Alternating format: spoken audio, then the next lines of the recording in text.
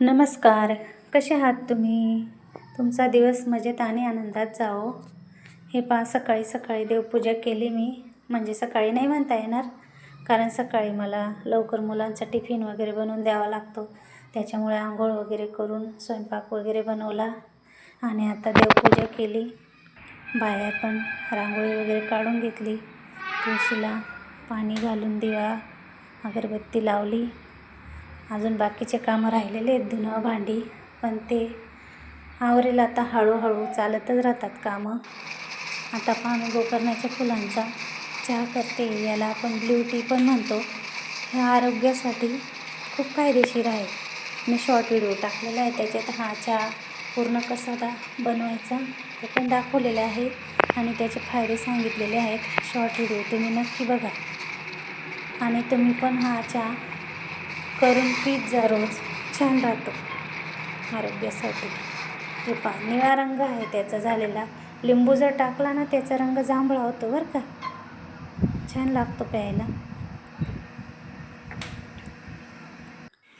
आता दुपारचं जेवण करते आहे मी. छोल्याची भाजी, भात, भाकरी, कांदा, पापड, लोणचं. मस्त जेवण होतं आजचं. संध्याकाळचं वातावरण आहे. संध्याकाळी मस्त इथं गाई चरत होत्या. म्हटलं चला थोडासा व्हिडिओ घेऊ. छान वाटत होतं गाई चरताना पाहून. मस्त वाटत होतं ना संध्याकाळचं हिरवगार, पक्ष्यांचं किलबिलाट, झाडांना खूप पक्षी येतात. सकाळी पण येतात, संध्याकाळी पण येतात. रोज आम्हाला ते पाहायची सवय होऊन गेलेली आहे. आमच्या घरातून ते बरोबर दिसतात. झाडांवर बसलेले असतात. मोर भरपूर राहतात. आता थोडासा अंधार पडत आलेला आहे. गाड्यांची लाईट वगैरे चालू झालेला आहे. दिसलेच असतील तुम्हाला. झाडांवर पक्ष्यांचा पण खूप आवाज येतोय. म्याव म्याव करतात ते दिवसभर. आता संध्याकाळ झाली. संध्याकाळची दिवाबत्ती करावी म्हटलं तर आपल्या पिंट्याने दिवाबत्ती केलेली आहे आणि तो गीतेचे श्लोक वाचतोय. रोज वाचतो तो तसा. सकाळी पण शाळेत जायच्या वेळेस जसा वेळ राहिला तसा. जास्त घाई राहिली मग 2-3 श्लोक वाचतो सकाळी. परत मग संध्याकाळी वाचतो तो. दिवाबत्ती झाली का थोडेसे संध्याकाळी श्लोक वाचतो, अभ्यास करतो. काही मंत्र स्तोत्र म्हणायचे राहिले तेवढे म्हणतो. आता संध्याकाळची स्वयंपाकाची तयारी. हे पहा, मी कांदा कापून घेतला, मिरच्या, कोथिंबीर, लसूण घेतलं. आता हे मिरच्या, कोथिंबीर, लसूण आपण मिक्सरमध्ये बारीक करून घ्यायचं आणि गहूचं पीठ, बाजरीचं पीठ आणि बेसन पीठ हे पीठ घेतले मी 3. तुमच्याकडे जर ज्वारीचं असेल ज्वारीचं पण टाकू शकता.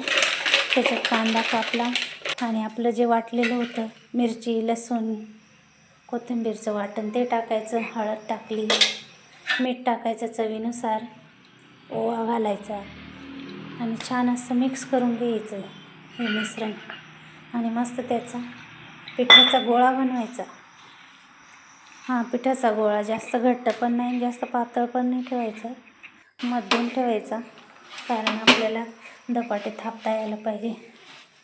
आणि तुम्ही मला सांगत चला व्हिडिओ कसा बनवायचा, कोणत्या विषयावर बनवायचा, तसा मी बनवायचा प्रयत्न करेल. आणि जर काही माझ्याकडून चुका होत असतील तर ते पण तुम्ही सांगा.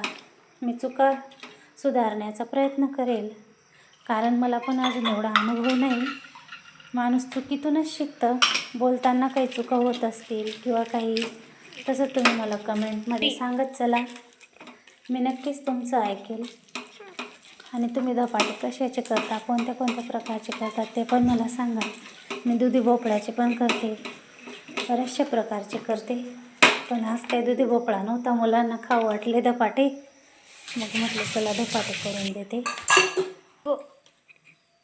त्यांच्यासाठी धपाटे बनवायला घेतले. हे धपाटे दहीसोबत, चटणीसोबत खूप छान लागतात. तुम्ही पण करून पहा असे जर केलेले नसतील तर, आणि मला सांगा कसे लागले. खूप छान लागतात पण गरम गरम खायचे मस्त दहीसोबत, चटणीसोबत. आम्ही करत राहतो नेहमी. मुलांना पण आवडतात, मला पण आवडतात. संध्याकाळी हलकं फुलकं बरं राहतं थोडंसं.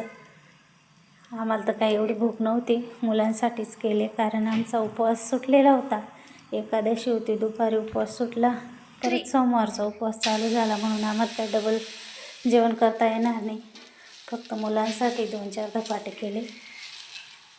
दुपारची पण भाजी होती छोल्याची, काही पोळ्या भात होतं, ते पण पोरांनी खाल्लं शाळेतून आल्यावर, त्यामुळे काही त्यांना पण एवढी भूक नव्हती. मग ते बोलले की आम्हाला धपाटेच करून दे.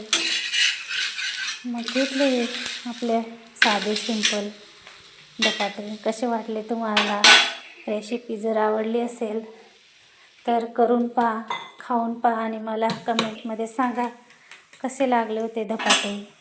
आणि अजून तुम्हाला काही वेगळ्या रेसिपी पाहायला आवडत असतील किंवा माझं डेली रुटीन, व्लॉगिंग, पिंट्याचे व्हिडिओ, तुम्हाला कोणते व्हिडिओ आवडतात ते पण मला सांगत चला तुम्ही कमेंटमध्ये. त्याच्यावर मी व्हिडिओ बनवण्याचा नक्कीच प्रयत्न करेल. हे पाहता आपले धपाटे होत आलेत. जास्त काय नाही, मी फक्त 4च धपाटे केले मुलांसाठी. मस्त लागतात हे धपाटे गरम गरम खायला. कधीतरी बरं राहतं, आपण काही रोज खात नाही, पण कधीतरी वाटतं असं वेगळं काहीतरी खाऊ. रोज रोज भाजीच पोळीच खाऊन कंटाळा येतो. मग वेगळं काहीतरी खाल्ल्यावर आपल्यालाही बरं वाटतं आणि खाऊ घातल्यावर मुलांनाही बरं वाटतं. कारण मुलांना त्यांच्या आवडीचं करून दिलं म्हणजे ते पण खूप खुश राहतात ना. आपल्या आवडीचं केल्यावर त्यांना आवडत नाही. ही भाजी नको, ती भाजी नको, रोजचे नाटकं राहतात. मग असं काहीतरी वेगळं केलं का खातात मस्त आवडीने. तर बघा, असं धपाट्या रुमालावर थापून करायचं किंवा कोणताही तुम्ही असा कॉटनचा कपडा घेऊ शकता. मी रुमाल घेतलेला आहे. त्याला मधोमध असे छिद्र करायचे 2-4, त्याच्यात तेल सोडायचं आणि मस्त उलटे पालटे करून शेकायचे. खरपूस भारी लागतात दहीसोबत. हे पाहता मी पिंट्यासाठी वाढून दिलेलं आहे.